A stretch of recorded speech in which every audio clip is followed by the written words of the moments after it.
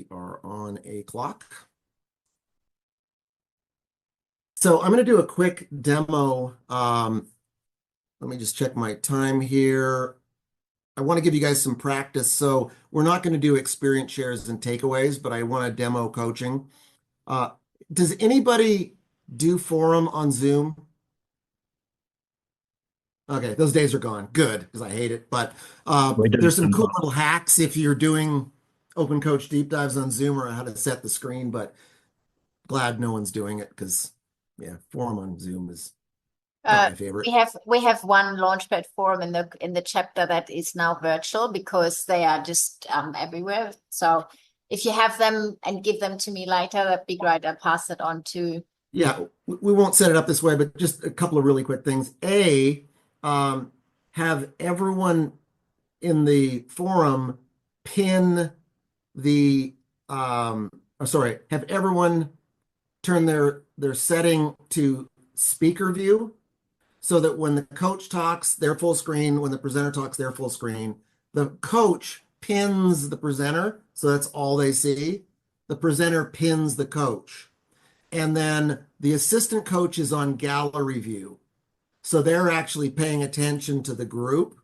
And then here's a cool little hack. And I always do this, but you can do it more effectively on Zoom. So let's just pick on tutor. Yeah, there you go. So tutor's our assistant coach. So what I would do if this was our forum and tutor, I was coaching, Melanie was the presenter, tutor was the assistant coach, I would just give tutor metaphors to listen for. And then we would assign each member one of the other active listening targets. So Tin would get strong words, Kelby would get incongruity, Nathan would get imperatives, Will would get absolutes, and we just rotate around. So if I got stuck and where'd he go? You just moved. Tutor could say, Phil, you need some help? I heard this 800-pound gorilla. I'm like, yeah. Melanie, tell me more about your 800-pound gorilla. If I got stuck and tutor didn't hear a metaphor, he could go, Phil, do you need some help? Yeah. I didn't hear what I was listening for. And he could reach out to the forum. Did anybody hear anything? And whoever volunteers something, boom, I grab that and go, oh yeah, tell me more about that. And so what that does, it creates backup with the assistant coach and backup for the backup. And everyone is actively listening for one of those targets, which means we're practicing active listening. If I don't get stuck, tutor won't say anything, and the active listening targets that everyone was listening for don't show up. But if you do it on Zoom, I've done this quite a few times during COVID, everyone in the forum is feeding the things they're hearing into chat. And I've got that as the coach open on the side, and I get this stream of active listening targets. So if I get stuck, I just look over, oh, tell me more about, it's actually pretty amazing. So, and let's just do that because it's kind of fun. So again, I'll have tutor listen for metaphors, Kelby strong words, Will incongruity where things don't add up, Nathan imperatives, I ought to, Tin repetition. I'll have Andrew listen for metaphors as well. Adam, metaphors. Tim, strong words. Claire, incongruity. Katrina, I'm losing my count. Metaphors as well. And just when you hear one, throw it into the chat. It's kind of fun. It'll get you to practice active listening. I generally don't get stuck, so probably won't come into play, but at least you'll get a taste of what that looks like. All right, Melanie, I am going to pin you. And if you want to just pin me so that we're just looking at each other. Okay, and all right, so step one, and let's see, I kind of want you guys to see, it's hard to share your screen and do this, but let me do this real quick. I'm going to take the coaching tools, targets, and tells and throw it in the chat so that people can sort of watch me move through this set of tools. Here we go. 1 second. This should go into chat nicely.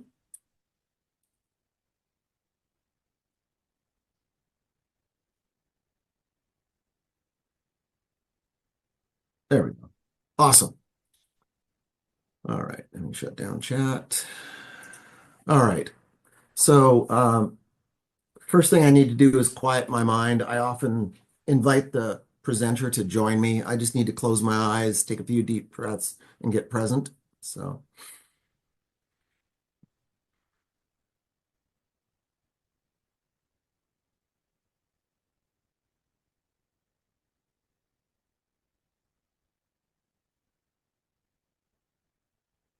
all right. So, for some people, I noticed in the States, when you get into the middle part of the company, people are super conflict averse and interrupting is really hard for them. And so I learned this from someone from Minnesota. They said, "Is it okay if I ask permission to interrupt? That would make it easier for me." I'm like, "Totally. That's a great idea." So, Melanie, I'm going to be interrupting you. Is that okay? That's okay. Okay, great. So, tell me a little bit, and we already vetted the topic prior to the meeting, just so everyone knows. Tell me a little bit about what's going on around, it was public speaking, right? Yeah, so I have always wanted to do more public speaking. So you have always wanted to do more public speaking. Yes. And I just don't move forwards with it.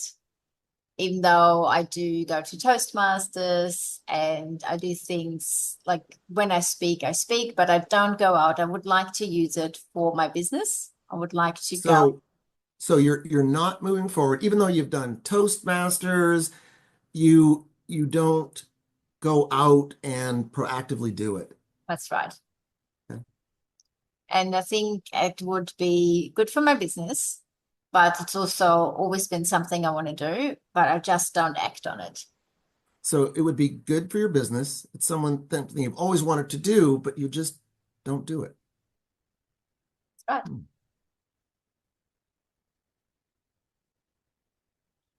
Tell And me I more. think it's because I'm afraid. Hmm. Tell me more about being afraid. Well, I think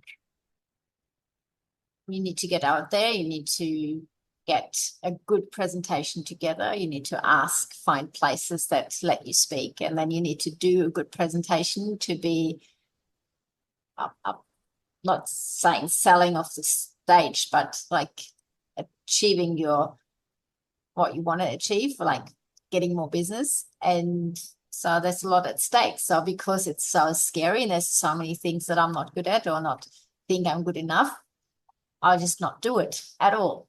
So I've been talking about it. You said you need to do these things. Whose voice is that? Need to like get out I and need to go public speak. I need to do this. Whose voice is that? that's me. Like I want Okay, to. I want to.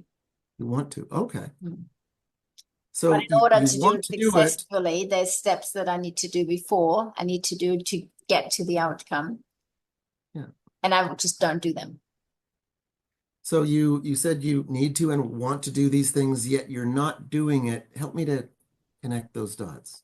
Well, I think that's where the emotional complexity comes in, and I'm not really sure. Like I think it is the fear of doing it that makes me procrastinate on taking action. Yeah. What are you most afraid of?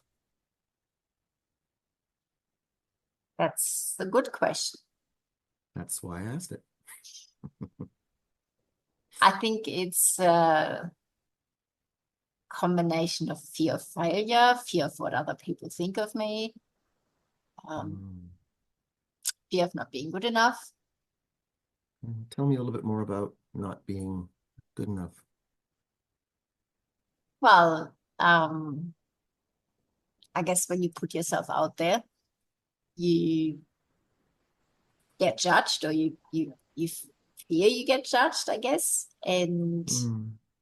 yeah, what if I don't um what if I don't stake up to that? What's the word? What if I'm not where I should be? Mm. And where should you be?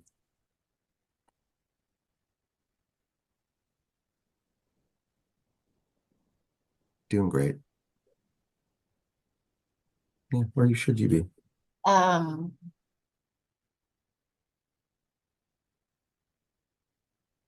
I should be just piling forward and just Mm. taking the plunge and just doing things until I get better.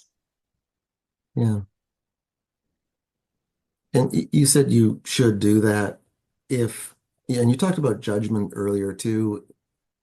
Who would be who comes up for you when you think about someone judging you? What would be the worst if someone in your world judged you negatively? Who would that person be that Well, said you didn't step up or stack up? well, I mean, that's the weird thing, right? It's not anyone that is having my back or is around me. It's not people that I know, it's people that I don't know. It's Um, people outside that I don't hear. Like, I think yeah. it's And what would you be afraid they would be saying if your worst fears came to fruition? What do those outside people say that would be crushing to you? what's she doing up there? What's her credit of talking? She doesn't know what she's talking about. Things like that. Yeah. So I want you to hold yourself in the swirl of the things you just shared with me for a second. And this doesn't have to make intellectual sense. I just want you to feel it. Which of these five core emotions glows the brightest around that swirl?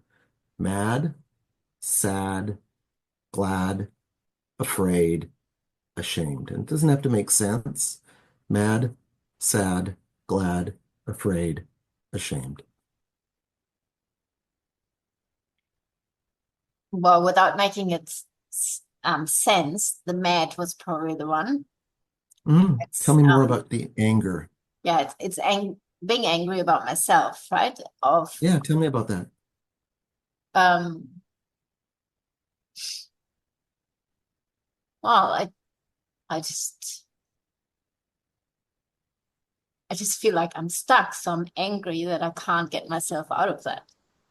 That Yeah, I been saying I'll be doing this for such a long time, and I just don't, and I just keep procrastinating, so it makes me angry about myself. Mm. yeah. And if you could capture the essence of what this is all about for you Mm. in the form of a question to your group of peers. Now, this isn't a response for request for information, but just so they could understand what the essence of what's going on for you in this. Have you guys just ever felt, and you can use the anger piece or whatever comes up for you, but what comes to mind? Really Have the you guys essence of ever this. felt like you're not living your full potential? You're just stopping short of achieving what you can achieve. Yeah, yeah. Awesome. Thank you. And let's just give her a big hand, everyone.